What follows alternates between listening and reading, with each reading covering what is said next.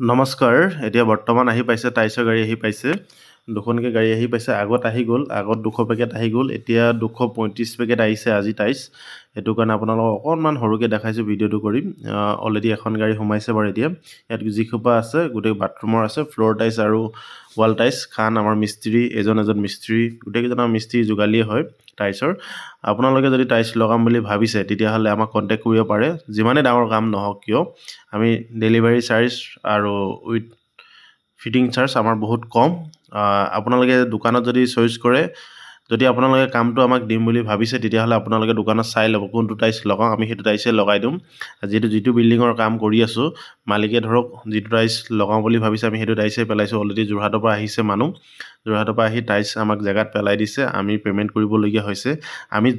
যিকেইটা ছাইডত কাম কৰি আছোঁ গোটেইসোপা সেনেকেই কৰি আছোঁ আপোনালোকে চাব পাৰে অলৰেডি আমাৰ টাইছৰ গাড়ী এতিয়া আহি পাই গৈছে এতিয়া এখন গাড়ী খালী হৈছে নেক্সট আৰু এখন গাড়ী আছে খালী কৰিবলৈ এইসোপা যিসোপা নমাই আছে এইসোপা বাথৰুমৰ ফ্ল'ৰ টাইছ হয় আৰু নেক্সট সিখন গাড়ীত আছে বাথৰুমৰ ৱাল টাইছ অলৰেডি 235 পেকেট আহিছে আজি আগত আহি গ'ল 200 পেকেট আৰু নেক্সট আকৌ আহিব